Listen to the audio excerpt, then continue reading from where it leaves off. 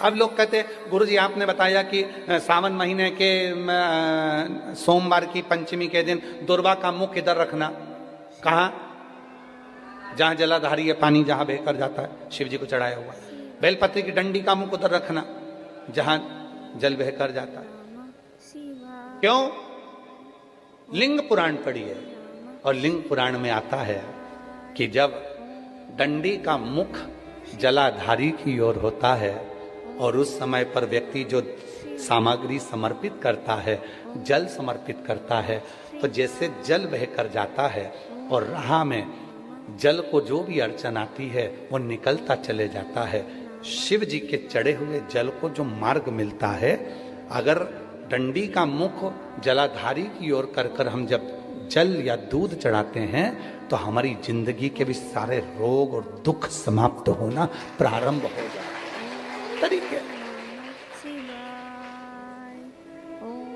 33 वर्ष में 6 बार आई है सावन के सोमवार को नागपंचमी।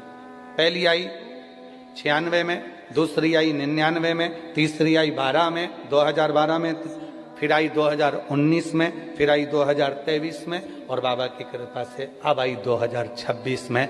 17 अगस्त को पड़ेगी सावन के महीने में जो सोमवार है, उस दिन नागपंचमी। उस दिन नील निधि का प्रयोग करिए। आप कितने भी, हम तो यहां तक कहेंगे जितने ठेले चलाने वाले, जितने भी हैं जो कहीं ना कहीं किसी ना किसी रूप में कर्ज में डूबे, परेशान है, दुकान नहीं चल रही, व्यापार नहीं चल रहा, परेशानी हो गई, कोई ने जमीन पर कब्जा कर लिया, कोई ने कुछ कर लिया, कोई ने कुछ कर लिया, जितने हैं सब करो और एक नील पुष्प, नील कमल के भाव से, नीला कमल मिल जाए तो ठीक है, नहीं मिले तो नील पुष्प जो अभी दर्शन कराया बाबा जी बोले काशी में तो ये बहुत ज्यादा मात्रा में मिलता है और लोग शिव जी को समर्पित कर उस नील पुष्प समर्पित। अगर भोले बाबा का सहारा न होता, अगर भोले बाबा का सहारा न होता तो दुनिया में कोई हमारा न होता, तो दुनिया में कोई हमारा न होता। अगर भोले बाबा सहारा न होता, अगर भोले बाबा बोलो बोलो सहारा न होता तो दुनिया में कोई हमारा, अगर है तो उसका सहारा है, उसका सहारा, उसकी कृपा, उसकी करुणा, उसकी दया। अब आते हैं जिनके बच्चे एजुकेशन कर रहे हैं, पढ़ाई कर रहे हैं, कंपटीशन एग्जाम दे रहे हैं और उन बच्चों का सिलेक्शन नहीं हो रहा, ठीक है, पर जितने बच्चे करेंगे वो हमको पत्र जरूर लिखेंगे कि तुम्हारा हुआ कि नहीं। काशी से बोलकर जा रहे हैं और ये कथा केवल सियोर वाला बाबा नहीं बाँच रहा, ये कथा स्वयं विश्वनाथ बाँचने के लिए आए। जितने शब्द होंगे सारे विश्वनाथ जी के होंगे। जितने बच्चे एजुकेशन कर रहे हैं और जितने बच्चे कंपटीशन एग्जाम दे रहे हैं, रिजल्ट नहीं आ रहा, 1 नंबर से, आधे नंबर से, 1.5 नंबर से, 2 नंबर से रह जा रहे हो, तो प्रयास करो। सावन के महीने के सोमवार की नागपंचमी के दिन, सोमवार की नागपंचमी के दिन लाल चंदन बाजार में होता है, लाल चंदन, उस लाल चंदन का लेपन घिस लो, उसको घिसकर बेलपत्री की दोनों पत्तियों में, नीचे वाली दोनों पत्तियों में उस लाल चंदन का लेपन करिए। बेलपत्री के नीचे वाली दोनों पत्तियों में लाल चंदन का लेपन करिए और ऊपर वाले पत्ते पर केवल लच्छा, लच्छा किसको बोलते हैं यहाँ पर, क्या बोलते हैं, नाड़ा, लच्छा क्या बोलते हैं, मौली, लच्छा, नाड़ा जो भी है वो बीच वाली पत्ती पर रखकर देव अधिदेव महादेव को समर्पित कर दीजिए और बाबा पर 1 लोटा जल चढ़ा दो। शिव जी से प्रार्थना कर कर बेलपत्री वहीं छोड़ो, लच्छा लेकर आ जाओ और अपने हाथ में या अपने कमरे में उसको संभाल कर रखो। जब तुम्हारा विल पावर कमजोर हो, जब तुम्हें लगे कि मुझे ये कंपटीशन एग्जाम निकालना है उस समय पर भले एग्जाम में तुम्हें बांध कर नहीं जाने दें, पर उसके पहले तक भी तुम्हारे शरीर के पास में वो लच्छा होना चाहिए। फिर भले उतार कर जाओ, एग्जाम देकर आओ, फिर पत्र इस व्यासपीठ पर तुम्हारा जरूर होगा, मिले।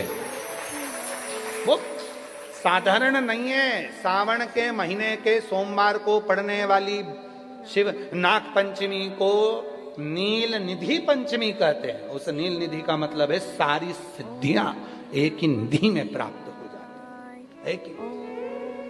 और नव निधि में एक निधि बड़ी प्रबल होती है महाराज। आप लोगों ने कथा में सुना होगा, हमने पहले वर्णन किया। नव निधि में एक निधि बड़ी प्रबल होती है, जिसको कहते हैं नील निधि। कौन सी निधि है? नील निधि।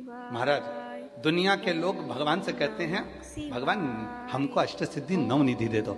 हम कहते हैं कि नव निधि की जगह अगर आपने केवल नील निधि का मतलब होता है विश्वनाथ जी को, शंकर जी को, भोलेनाथ जी को, शंभुनाथ जी को अगर सावन के महीने में सोमवार पड़ जाए, श्रावण के महीने का सोमवार पड़े और सावन के महीने के सोमवार के दिन, सावन के महीने के सोमवार के दिन अगर नाग पंचमी पड़ जाती है और भगवान शंकर को एक कमल आता है श्वेत, एक कमल आता है नीला गुलाबी सा, हल्का सा नील वर्ण का, एक कमल हल्का सा नीला जैसा गुलाबी सा दिखता है। वो कमल यदि शिव जी को मात्र एक समर्पित कर दिया जाए, सावन के महीने के सोमवार को पड़ने वाली नाग पंचमी के दिन अगर वो नील निधि के नाम से, हे भोले बाबा आपके जीवन की सारी जितनी निधियां हैं वो नील निधि में समाहित है, और उस नील निधि के भाव से मैं ये कमल दल आपको दे रहा हूं, और बाबा को समर्पित कर कर वो कमल दल भगवान शंकर के मंदिर से लेकर आ जाओ,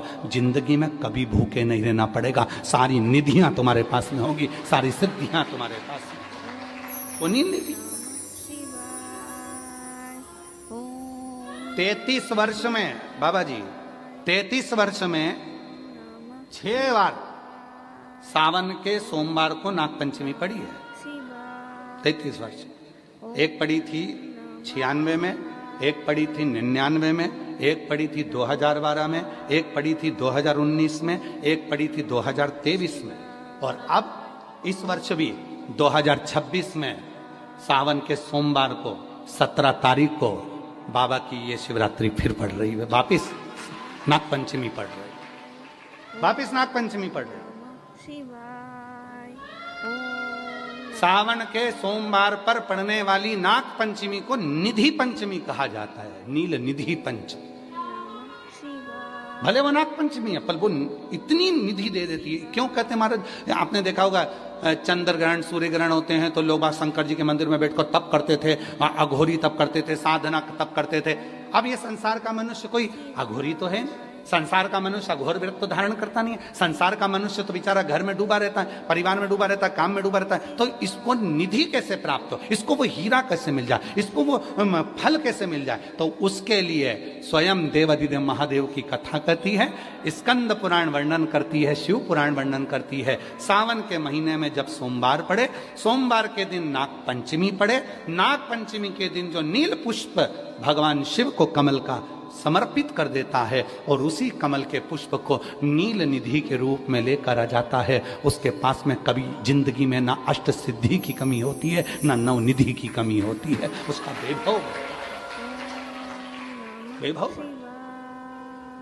जितने संसार के लोग कर्जे में, भले तुम्हारा बैंक का कर्जा हो, लोन का कर्जा हो, चाहे तुमने दुनिया में कहीं से भी कर्जा ले रखा हो, एक बार अभी 17 अगस्त को पड़ेगी, सोमवार को नाग पंचमी, 17 अगस्त। 33 वर्ष में ये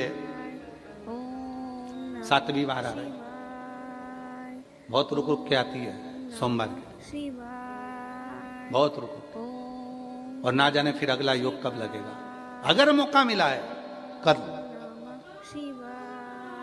और हमने यहां तक कहा यदि कमल का पुष्प ना मिले तो एक महाराज जी, एक पुष्प होता है वो नीले कलर का शंख जैसा होता है, जो शिव जी को बड़ा प्रिय है। क्या बोलते हैं उसको? शंख पुष्पी, क्या नीलकंठ। हाँ, एक नीले कलर का होता है। अभी तो यहाँ पर है नहीं, हम प्रयास करेंगे आपको उसका दर्शन करें। चढ़ा है, लाओ चढ़ा है, लाओ लाओ।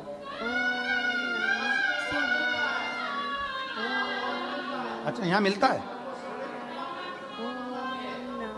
अच्छा, हाँ, ये देखो, अगर मान लो तुम्हें नील कमल ना मिले, नील कमल प्राप्त ना हो, कहीं सरोवर तालाब में अभी बहुत बारिश हो रही है, कहीं जाना नहीं, नील कमल नहीं मिल रहा है, तो ये नीला पुष्प अगर आपको मिल जाए, एक बार नील निधि के नाम से शिव को समर्पित करना और बाबा को समर्पित कर कर उसी को वापिस लेकर आना। बाबा मेरे घर में अष्ट सिद्धि नव निधि निवास करे, कृपा करना।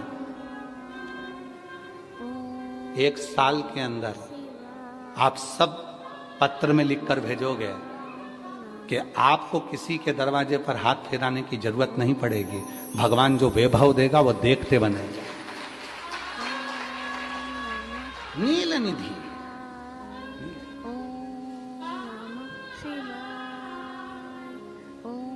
कौन सा दिन है बोलो जरा, सावन के, जम के बोलो जरा, जम के बोलो, सावन के सोमवार पर यदि नाग पंचमी पड़े, फिर हमें ना तो तप करना है, ना साधना करना है, ना कोई उपवास, ना कोई।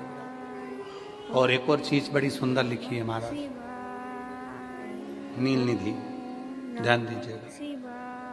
यदि डॉक्टर ने कह दिया तुम्हारे शरीर में कोई गठान है, बहुत बड़ा कोई रोग हो गया है, ये छूट नहीं रहा है, बहुत तकलीफ में पड़े हुए हो और मिट नहीं रहा, तब शिव जी के शिवलिंग पर एक दुर्वा, दुर्वा का मुख हो जलाधारी की हो, जहां से पानी बहता, बेलपत्री, बेलपत्री का डंडी का मुख हो जहां से जल बहता, जलाधारी की हो, और 2 छोटी छोटी कटोरियों में यदि सावन महीने के सोमवार की नाग पंचमी पर अगर दूध चढ़ाया जाता है और उसको दूध चढ़ी हुई बेलपत्री और दुर्वा दोनों को लेकर आया जाता है, दुर्वा सुबह के समय द्वितीय दिवस में, जिस दिन चढ़ाओगे उस दिन नहीं, द्वितीय दिवस में उसको सुबह सुबह चबाकर खा लीजिए, और बेलपत्री को जिस कक्ष में आप सोते हैं उस कक्ष में उसको रख लीजिए, कहीं पर भी हमेशा के लिए। जो शरीर का रोग है वो धीरे धीरे मिटेगा ही, और 4 से 6 महीने के अंदर बड़े से बड़ा रोग सारी रिपोर्टें नील आकर सामने खड़ी है। ये कोई साधारण नहीं है, सावन महीने का सोमवार उस दिन पड़ने वाली नाग पंचमी। आप सबको तो साधुता है, अब की बार 17 अगस्त को पड़ रही है, और बाबा की कृपा से आपको ये कथा श्रवण करने को मिल गई नील निधि की। रोग सोमवार का व्रत करती है। कौन कौन ने करा था सावन के सोमवार का व्रत? हमने भी करा था, तो हम भी उठा, ठीक है। आप लोगों ने व्रत किया ना।